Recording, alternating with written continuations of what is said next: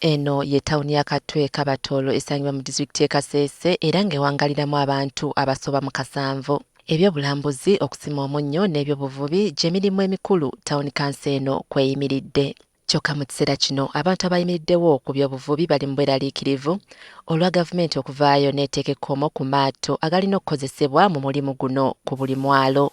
Najiba Namutebi y'omu ku batuuze mu kitundu kino abayimiriddewo ku byobuvubi ng'ono ogugwe gwa kusika maato okugaleeta ku lukalu. Kigenda kutukosa nnyo okulaba nti amaato bagenda gatujjako bagakendeeza omuwendo, kubanga we banagakendeeza omuwendo babboosi n'abaanisa abaanika obutimba bagenda kwekwatiramu batandika okwesikirayo amaato gaabwe bagateeke ku ttale batandika okweyanikira. Kyokono tamanyi obanga anaba n'omulimu oluvannyuma lwa gavumenti okuleeta ekiragiro ekiteekawo ekkomo ku maato agakozesebwa mu byobuvubi obutasukka 33 ku buli mwalo. Bandituyambye ne batatukosa nnyo kubanga tubonabona nnyo. Tugenda kubonaabona nnyo ku mulimu gwaffe guno bwe banakendeeza amaato. Kosa nnyo kubanga nze nesasulira lenti, nze asasula fiizi, nze aliisa. Ngenda kubonaabona nnyo. Namutebi si ye yekka ali mu kukaaba twawa olw'ekiragiro kino. Obwogobya abantu tuli namba 135 bonga mutwekedde 33 abasinga ogenda bateekawa. Tolina kyo batiriddewo kyamaanyi ng'ogenda ba bizinesi weeti ogenda mulimu weguti n'otuuka n'osala abantu. Tubere ntusaba mugire ensaasi muli abaziire mukazaara hati nkinyenye n'abaana 11 bona bali mu masiniya ate tukumanyisa bona bayemeerwa okushoma abokuba enamba 3 tuli abantu bingi. Wiki ewedde amyuka omuduumizi w'amagye Lieutenant General Sam Okiding ng'ali wamu n'aduumira ebyekikesi mu magye Major General Richard Otto baasisinkana abakulembeze ba disitulikiti y'e Kasese okubategeeza ku kiragiro kino era RDC w'e Kasese Lieutenant Joe Walusimbi n'asabibwa okubiteekesa mu nkola. Twakedde ne ttiimu yange yonna okugenda ku myalo gyonna gye tulina okubategeeza ekiragiro ekyo nga bwe kyazze n'okukendeeza amaato abadde n'10 gasigale nga gali 33 abadde n'7 gasigale nga gali 3. Okuva ekiragiro kino lwe kyayita bannyini maato n'abavubi batuula bufo era nga beewunaganya bokka olw'engeri gye kigenda okubakosa.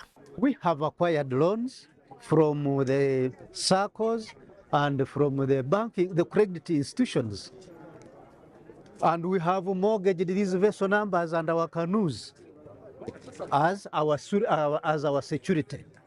Now that they have been reduced to 33, we don't know where to go. We don't know what to do.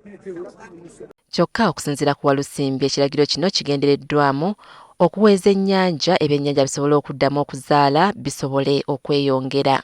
You know, a directive is a directive and the government cannot plan bad to their people. So I think they will see it after 4 to 5 months when they have gained. John Bosco Kananura nga ye ssentebe wa tawuni kansi eno naye atukubidde ttooki mu ngeri ekiragiro kino gye kikosezzaamu abatuuze naddala abo abayimiriddewo ku byobuvubi. We have people that we term as vanisi. You are laying them off.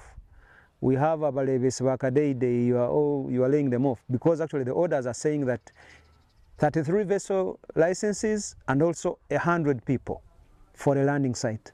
My landing site has about 3,000 people directly involved in the work. So where are the rest going to go? Bano bagamba nti gavumenti amaanyi yandigatadde ku kulwanyisa envuba embi eviirako ebyennyanja okukendeera mu kifo ky'okukendeeza ku maato agakozesebwa mu byobuvubi. The issues that deplete our lake is not the vessel numbers but the poor methods of fishing where people use, they call it monofilament nets. Those who go to the breeding areas. I would advocate that let all these other measures be executed, but the measure of reducing the vessel licenses should be revisited. Waliwo n'abatubulidde nti ekiragiro kino kibafiiriza ssente nnyingi ze baayononera mu kuzimba amaato gano so nga n'abamu baali bakozesa amaato gano okubaka ensimbi ze beewola kale nga kati tebamanyi kyakuzzaako.